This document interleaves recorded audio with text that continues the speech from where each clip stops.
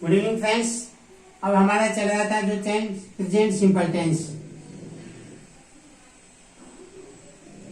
Present simple tense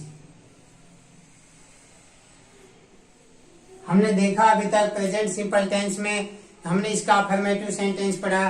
present simple tense कौन सा होता है, क्या होता है, तो हमने इसका अभी तक पढ़ा था अफर्मेटिव सेंटेंस। जैसा माना कि हमारी वर्ब 5 होती है, 1 2 3 4 5, इसको बोलते हैं हम प्रेजेंट। वर्ब की फर्स्ट फॉर्म को हम बोलते हैं प्रेजेंट फॉर्म, सेकंड फॉर्म को बोलते हैं हम पास्ट फॉर्म, थर्ड फॉर्म को बोलते हैं हम परफेक्ट, फोर्थ फॉर्म को बोलते हैं हम कॉन्टिन्यूअस और फिफ्थ फॉर्म को बोलते हैं हम प्रेजेंट। हमने जैसा कि पहले पढ़ चुके हैं वर्ब के बारे में। वर्ब की first present, second past, third perfect, future कोई फॉर्म नहीं होती है, मेन वर्ब कोई फ्यूचर नहीं होती है, फोर्थ कंटिन्यूअस और फिफ्थ हो जाती है हमारी प्रेजेंट। अब ये जो हमारी फिफ्थ फॉर्म है, इसमें जैसा मान लो हम कोई भी वर्ब लेते हैं, एक वर्ब लिया हमने गो, सेकंड में हो जाएगी वेंट, थर्ड में हो जाएगी हमारी गॉन, इसमें हो जाएगी हमारी गोइंग और इसमें हो जाएगी हमारी गोज। अब जो हमारे टेंस चल रहा है प्रेजेंट सिंपल टेंस, उसमें हम दो वर्ब का प्रयोग करते हैं। एक तो वर्ब की हमारी ये होगी फर्स्ट फॉर्म, इसका प्रयोग किया जाता है। एक हम करते हैं फिफ्थ फॉर्म का। तो ये जो हमारी फॉर्म है इसको बोलते हैं हम सिंगुलर फॉर्म, और ये जो हमारी फॉर्म है फर्स्ट फॉर्म, इसको हम बोलते हैं प्लूरल फॉर्म। इस वर्ब को जो मेन वर्ब है उसको बोला जाता है प्लूरल फॉर्म, इसको बोला जाता है सिंगुलर फॉर्म। अब जो हमने हमारा टेंस पढ़ा था प्रेजेंट सिंपल टेंस, उसका अफर्मेटिव सेंटेंस हमने पढ़ा था पहला कि सबसे पहले सब्जेक्ट लिखा जाता है, उसके बाद हम वर्ब लिखते हैं। वर्ब की फर्स्ट फॉर्म भी लिख सकते हैं और फिफ्थ फॉर्म भी लिख सकते हैं। उसके बाद हम लिख देते हैं अदर वर्ड, अदर वर्ड या ऑब्जेक्ट। अब हमने देखा कि सब्जेक्ट हमारा अगर सिंगुलर है, सब्जेक्ट कैसा है हमारा सिंगुलर, ध्यान देना, अगर सब्जेक्ट सिंगुलर है तो हम उसके साथ वर्ब की कौन सी फॉर्म का प्रयोग करेंगे, वर्ब की फिफ्थ फॉर्म का प्रयोग करेंगे। और जो हमारी वर्ब की फिफ्थ फॉर्म है वो कौन सी फॉर्म है, वर्ब की फिफ्थ फॉर्म होती है हमारी एस और ईएस वाली फॉर्म होती है। अर्थात वर्ब की फिफ्थ फॉर्म के साथ हम एस और ईएस का प्रयोग करते हैं प्रेजेंट सिंपल टेंस के अफर्मेटिव सेंटेंस में। स्ट्रक्चर फर्स्ट, सबसे पहले सब्जेक्ट लिख देंगे, उसके बाद वर्ब लिख देंगे। वर्ब की फर्स्ट फॉर्म भी लिख सकते हैं, फिफ्थ फॉर्म भी लिख सकते हैं, लेकिन सब्जेक्ट कैसा होना चाहिए, सिंगुलर सब्जेक्ट है तो फिफ्थ फॉर्म आएगी, एस ईएस वाली फॉर्म फिफ्थ फॉर्म। और अगर हमारा सब्जेक्ट प्लूरल है तो फिर फर्स्ट फॉर्म आएगी, अर्थात प्लूरल फॉर्म आएगी। अब वर्ब की जो फिफ्थ फॉर्म है उसको एस ईएस वाली फॉर्म। अब हमने कल पढ़ा था कि एस और ईएस किसके साथ लगता है। नंबर 1, एस और ईएस का प्रयोग, हम एस और ईएस का प्रयोग नोट, हम एस और ईएस का प्रयोग ओनली, केवल सिंगुलर सब्जेक्ट के साथ ही करते हैं।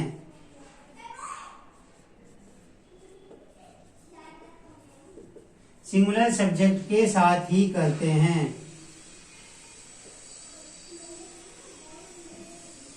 अर्थात जब हमारा सब्जेक्ट अगर सिंगुलर होगा तो उसके साथ एस और ईएस लगाएंगे। अगर हमारा सब्जेक्ट प्लूरल होगा, माना कि सब्जेक्ट प्लूरल है, तो हम उसके साथ एस और ईएस का प्रयोग नहीं करेंगे। अब किसके साथ एस लगता है और किसके साथ ईएस लगता है, यदि किसी भी वर्ब का, किसी भी मेन वर्ब का last letter S H, C H, double S, O, X और जेड, ये हमने कल पढ़ा था। किसी भी वर्ब का लास्ट लेटर, पीछे वाला लेटर एस एच हो सकता है, सी एच हो सकता है, double S, O, x, Z, तो उन सभी के साथ हम ईएस का प्रयोग करते हैं। लेकिन सब्जेक्ट हमारा कैसा होना चाहिए, सब्जेक्ट हमारा होना चाहिए सिंगुलर। अगर हमारा सब्जेक्ट सिंगुलर है तो उसकी मेन वर्ब का लास्ट लेटर ये है, तो हम उसके साथ बिना सोचे समझे ईएस लगा देंगे। अब हमारा सब्जेक्ट अगर सिंगुलर है नहीं है, माना कि सब्जेक्ट सिंगुलर नहीं है और उसके लास्ट लेटर ये नहीं है, तो हम उसके साथ प्रयोग करते हैं एस का प्रयोग करते हैं। तो ये हमारा हो गया फर्स्ट नियम कि सब्जेक्ट लिख देंगे, कोई भी सब्जेक्ट लिख दीजिए। जैसे आपने लिख दिया रमेश, माना कि आपने लिख दिया रमेश RAMESH। अब रमेश के साथ गो वर्ब का प्रयोग करना, तो रमेश के साथ क्या आएगा, गोज, वर्ब की फिफ्थ फॉर्म आएगी। गो था लास्ट में तो ईएस लगा दिया। ऑब्जेक्ट कुछ भी लिख दीजिए, टू स्कूल जो आपको लिखना है। इसी तरह से अगर रमेश के अलावा हम वी लिख देते हैं, प्लूरल वी लिख देते हैं, ऑल द स्टूडेंट्स लिख देते हैं, ऑल द स्टूडेंट्स। जैसे वी हमारा सब्जेक्ट कैसा हो गया, प्लूरल, और ऑल द स्टूडेंट सब्जेक्ट कैसा हो गया, प्लूरल। तो प्लूरल सब्जेक्ट के साथ प्लूरल वर्ब का प्रयोग किया जाता है। इन सभी के साथ किसका प्रयोग करेंगे, गो का। तो हम इसके साथ एस नहीं लगाएंगे। तो हमारा जो अफर्मेटिव सेंटेंस है, सबसे पहले सब्जेक्ट वर्ब की फर्स्ट फॉर्म का प्रयोग किसके साथ, हम वर्ब की फर्स्ट फॉर्म का प्रयोग करते हैं सिंगुलर सब्जेक्ट के, सॉरी प्लूरल सब्जेक्ट के साथ फर्स्ट फॉर्म, और सिंगुलर सब्जेक्ट के साथ फिफ्थ फॉर्म, उसके बाद कोई भी अदर वर्ड लिख देते हैं। अब हमारा आता है नेगेटिव सेंटेंस। इसको देख लीजिए, मिटा देते हैं। आपको एक चीज याद रखनी है, जो एस है वो खाली प्रेजेंट सिंपल टेंस में ही लगता है, और प्रेजेंट सिंपल टेंस में केवल और केवल सिंगुलर सब्जेक्ट एक ही सब्जेक्ट के साथ लगता है। अगर हमारा सब्जेक्ट प्लूरल है तो उसके साथ एस का प्रयोग नहीं करेंगे। नेक्स्ट,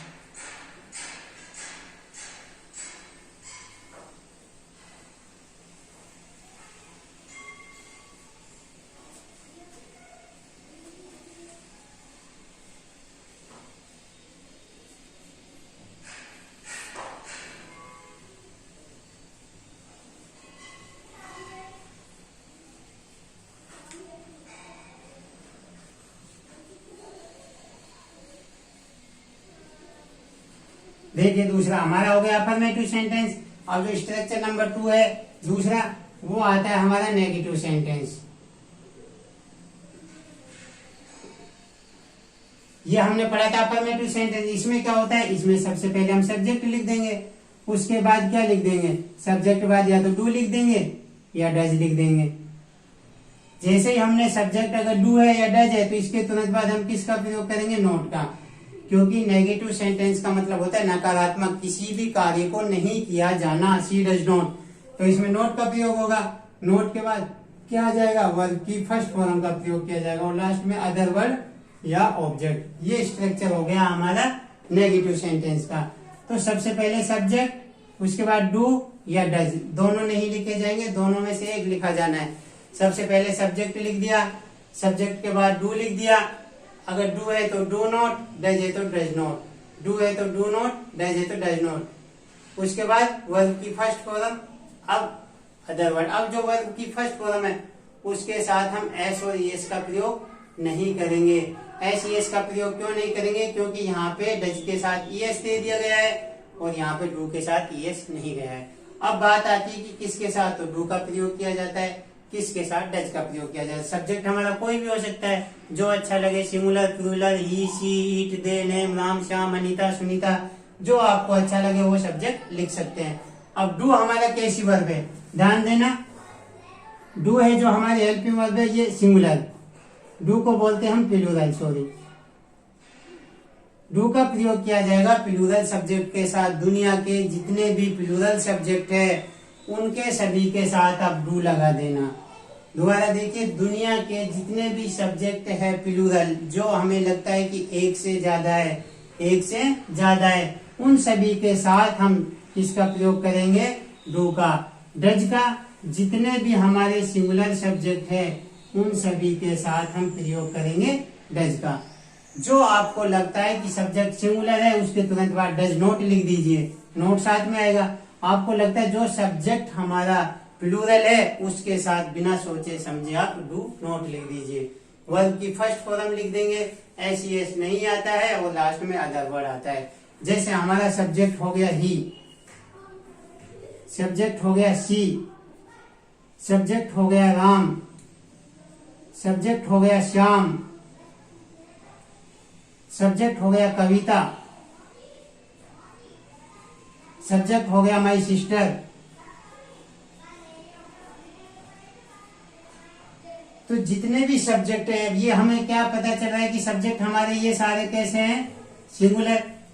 अर्थात ही किस में आता है, ही हमारा सिंगुलर है, सी भी सिंगुलर है, Ram, Shyam, Kavita, my father, my sister, Suresh, Anil, Sunil, Kapil. तो ये जितने भी हमारे सिंगुलर सब्जेक्ट है उनके साथ हम किसका प्रयोग करेंगे, डज का। बिना सोचे समझे हम क्या लगा देंगे, डज। तो हमने देखा कि डज का प्रयोग किसके साथ किया जाता है, सिंगुलर सब्जेक्ट के साथ। जितने भी दुनिया के सिंगुलर सब्जेक्ट है हम उनके साथ डज का प्रयोग करते हैं। और डज के बाद क्या आता है, नॉट। जैसे हमने डज नॉट लिखा, वर्ब की फिफ्थ फॉर्म, वर्ब की फर्स्ट फॉर्म। अब इसके साथ एस का प्रयोग नहीं किया जाता है। तो यहाँ पे कोई भी वर्ब लिख दीजिए, प्ले, हमने लिख दिया सी डज नॉट प्ले। उसके बाद हमने लिख दिया Ram does not play, Shyam does not play, Kavita does not go to school, my sister या my father, my brother does not cook food. अर्थात जो भी हमारी मेन वर्ब है उसकी फर्स्ट फॉर्म आएगी, उससे पहले डज नॉट आएगा। और ये प्रयोग किया जाता है डू का हमारा सिंगुलर सब्जेक्ट के साथ। अब हमारा आता है कि डू का प्रयोग करेंगे, डज का प्रयोग कर दिया, अब आता है डू का प्रयोग।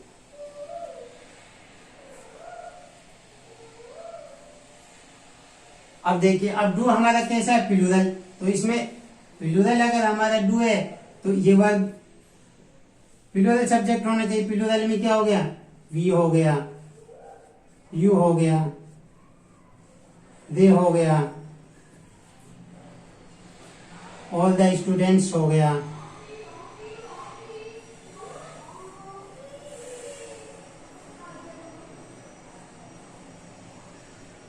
ऑल द बॉयज हो गया, राम एंड श्याम हो गया, राम एंड श्याम हो गया। अर्थात एक और दो नाम हो गए। तो हमने देखा कि जो भी हमारा सब्जेक्ट, अब ये सारे सब्जेक्ट कैसे हैं हमारे, प्लूरल। तो प्लूरल सब्जेक्ट के साथ डू का प्रयोग किया जाता है। इन सभी के साथ हम किसका प्रयोग करेंगे, डू का। क्योंकि जो हमारे दुनिया के जितने भी प्लूरल सब्जेक्ट है उसके साथ डू लगा देंगे नेगेटिव सेंटेंस में, और डू के साथ नोट आता है, डू नोट। उसके बाद आप जो भी वर्ब लिखना चाहे लिख सकते हैं, सिंग, सॉन्ग, रीड, ईट, कुछ भी लिख सकते हैं जो आपको अच्छा लगे। तो ये हमारा हो गया नेगेटिव सेंटेंस। तो नेगेटिव सेंटेंस में हमने क्या किया, डू और डज का प्रयोग किया। अब आता है हमारा तीसरा,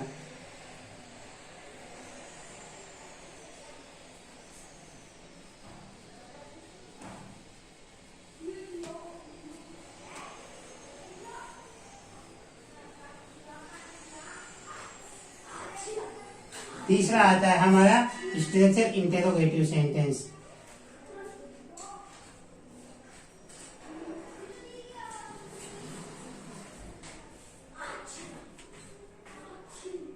अभी हमने अफर्मेटिव पढ़ा, उसके बाद नेगेटिव इंटेरोगेटिव सेंटेंस में क्या करना है, इसका जो स्ट्रक्चर होता है, हमारा स्ट्रक्चर होता है, सबसे पहले किसका प्रयोग किया जाना है, डू या डज का प्रयोग कर दीजिए। इन दोनों में से एक लिख दीजिए, तो आप डू या डज लिख दीजिए। उसके बाद आप सब्जेक्ट लिख दीजिए, कोई भी जो आपको सब्जेक्ट अच्छा लगे। उसके बाद आप वर्ब की फर्स्ट फॉर्म लिख दीजिए, उसके बाद अदर वर्ड, और लास्ट में इसके बाद क्या लिख देंगे, क्वेश्चन मार्क। क्योंकि इसमें क्वेश्चन पूछा जाता है। इंटेरोगेटिव का मतलब होता है प्रश्नवाचक वाक्य। अब वही डू कैसा है हमारा, प्लूरल, तो कोई भी प्लूरल लिख दो। उसके बाद डज कैसा है, सिंगुलर, कोई भी हमारा सब्जेक्ट सिंगुलर लिख दो पहले। उसके बाद सब्जेक्ट लिख दो, प्लूरल सब्जेक्ट है तो उसके साथ डू सबसे पहले लिख देंगे। माना डू लिख दिया, उसके बाद यू लिख दिया, डू यू। हमने देखा कि सबसे पहले डू लिखा, तो डू के साथ कौन सा सब्जेक्ट है, प्लूरल यू। और मेन वर्ब की फर्स्ट फॉर्म लिख दीजिए, प्ले, डू यू प्ले, और लास्ट में क्या आ जाएगा, क्वेश्चन मार्क चिन्ह। तो हमारा ये इसका स्ट्रक्चर होता है, सबसे पहले डू डज का प्रयोग किया जाता है। सब्जेक्ट अगर हमारा प्लूरल है तो उसके साथ हम किसका प्रयोग करेंगे, डज का। और सब्जेक्ट हमारा सिंगुलर है तो उसके साथ हम पहले प्रयोग करेंगे किसका, डज का। सब्जेक्ट प्लूरल डू लिख दो, लेकिन इसमें क्या है, पहले डू लिखना है, उसमें हम बाद में लिख रहे थे। सब्जेक्ट को देखना है, सब्जेक्ट के अकॉर्डिंग डू डज लिख दीजिए और लास्ट में क्वेश्चन मार्क लगाना है, क्योंकि इसमें प्रश्न पूछा जाता है। तो कोई भी वाक्य आप इसमें बना सकते हैं। अभी जो हम टेंस पढ़ रहे हैं वो साधारण पढ़ रहे हैं, फिर इसको एडवांस में पढ़ेंगे। अब हमारा आता है इंटेरोगेटिव नेगेटिव सेंटेंस।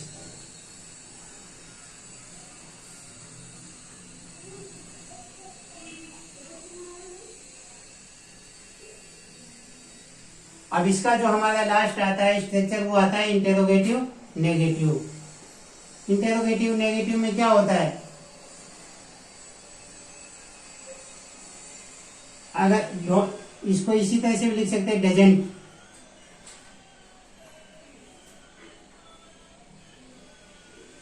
या डोंट। उसके बाद सब्जेक्ट लिख देंगे, उसके बाद सीधा वर्ब की फर्स्ट फॉर्म, उसके बाद अदर वर्ड और लास्ट में आ जाएगा क्वेश्चन मार्क। अर्थात इसमें डू नॉट और डज नॉट का प्रयोग, इसमें जो डू नॉट और डज नॉट का प्रयोग किया जाता है, डू नॉट और डज नॉट, इनको हम इस तरह से भी लिख सकते हैं, जो डू नॉट है इसको डोंट भी लिख सकते हैं, और ये डज नॉट है इसको डजेंट भी लिख सकते हैं। तो इनका जो प्रयोग किया जाता है वो सब्जेक्ट से पहले किया जाता है। अगर हमारा जो सब्जेक्ट है, जो हमारा सब्जेक्ट कैसा है, प्लूरल, प्लूरल सब्जेक्ट के साथ डू नॉट लिख देंगे या डोंट लिख देंगे, और जो हमारा सिंगुलर सब्जेक्ट है उसके साथ हम डजेंट का प्रयोग कर देंगे, वर्ब की फर्स्ट फॉर्म लगा देंगे और अदर वर्ड ये हो जाएगा। जैसे हमने लिखा doesn't, doesn't Ram cook, doesn't Ram cook. दूसरा लिख दिया do we read, question mark. तो इस तरह से, ओ सॉरी डोंट, इसको डू नॉट या डोंट वी रीड, और लास्ट में आ जाएगा क्वेश्चन मार्क। तो इस तरह से आप कितने भी वाक्य बना सकते हैं। तो ये हमारा टेंस था, प्रेजेंट सिंपल टेंस। अब कुछ चीजें ऐसी होती है, जैसे हमने कल देखा था कि फ्यूचर प्लानिंग, जो भी हमारी फ्यूचर प्लानिंग होती है और जिसमें सत्यता पाई जाती है, अर्थात जिसमें सत्य होता है बात में, जैसे सूरज है जो पूरब से निकलता है पश्चिम में छिपता है, तो उन सभी चीजों के साथ डेली रूटीन वाला कार्य है। डेली रूटीन वाला कार्य कैसा है कि वे get up, she gets up early in the morning, वह सुबह जल्दी उठती है। वी आएगा तो वी के साथ गेट आएगा, सी आएगा सी के साथ गेट्स अप आएगा, ऐसे इसका प्रयोग किया जाएगा। सूरज है, the sun set it's the sun, जैसे मान लो सूर्य पूरब से उगता है, तो जैसे हमने लिख दिया सूरज से पहले द आएगा, द सन छिपता है, राइज, अगर सूरज निकलता है तो राइज था, राइज के साथ हमने क्या लगा दिया एस, कहां से, ईस्ट वेस्ट नॉर्थ साउथ, पूरब से निकलता है, the sun rises in the east. सूरज है जो पूरब से निकलता है, तो ये जो क्या है यूनिवर्सल ट्रूथ है। ये क्या है हमारा यूनिवर्सल ट्रूथ। पृथ्वी सूर्य के चारों ओर चक्कर लगाती है, सूरज पश्चिम में छिपता है, मैं सुबह मॉर्निंग में जल्दी उठता हूँ। तो ये सभी चीजें जो यूनिवर्सल ट्रूथ है, सार्वभौमिक सत्य है, जो चीजें होती है सत्य है, हम उसमें चेंज नहीं कर सकते। तो अधिकतर उन चीजों के साथ भी हम प्रेजेंट सिंपल टेंस का ही प्रयोग करते हैं। उसके बाद जैसे फ्यूचर प्लानिंग, हमारा कोई प्लान है, प्रेजेंट में हम कर रहे हैं, लेकिन प्लान कैसा है, फ्यूचर, प्रेजेंट तो होता ही नहीं। अभी हमने पढ़ाया 5 मिनट के बाद पास्ट होगा। तो जो हमारा फ्यूचर प्लान है, फ्यूचर प्लानिंग भी हमारी किस में आती है, प्रेजेंट सिंपल टेंस में आती है। यूनिवर्सल ट्रूथ, फ्यूचर प्लानिंग और जो भी हमारे कार्य है वो सभी प्रेजेंट टेंस में काम आते हैं। इसमें ता है ती है से टेंस नहीं बनता है, ता है ती है से टेंस नहीं बनता है। अब इसमें थोड़ा सा एक रूल्स और देख लेते हैं।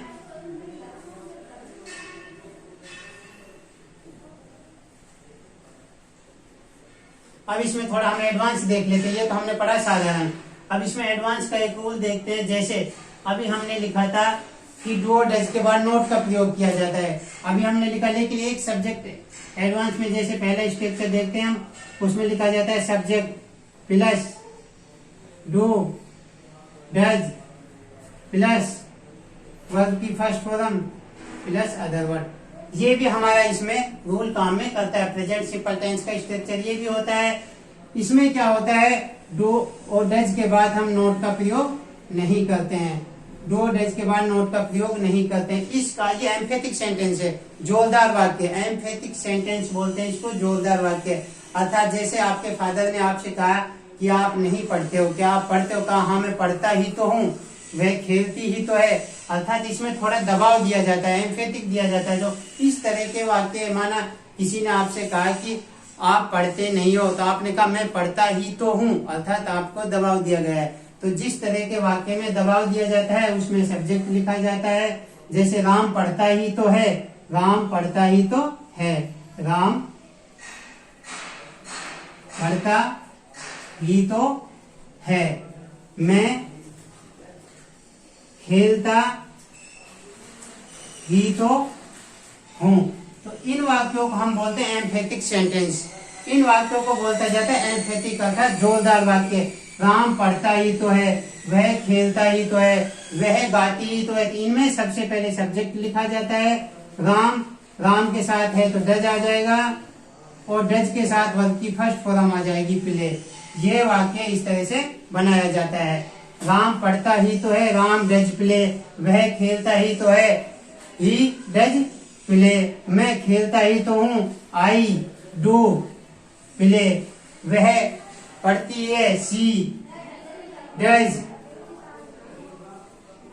रीड। ये हमारा एडवांस सेंटेंस है जो कि कॉम्पिटिटिव एग्जाम में काम आता है।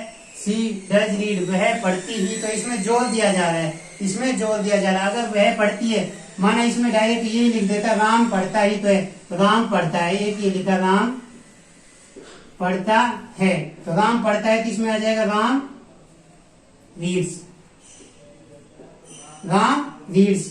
मैं खेलता हूं, माना मैं खेलता हूं, खेलता हूं, तो इसका आ जाएगा आई प्ले। लेकिन इसमें जोर दिया गया है, ही तो है, ही तो अर्थात दबाव दिया गया है, एम्फेटिक। तो इस तरह के वाक्यों में सब्जेक्ट डू और डज प्लस वर्ब की फर्स्ट फॉर्म और अदर वर्ड का प्रयोग भी किया जाता है। धन्यवाद। अपना वीडियो अच्छा लगता है लाइक कीजिए, शेयर कीजिए, इससे आगे हम आगे वाले उसमें मिलेंगे पार्ट में। थैंक यू, धन्यवाद।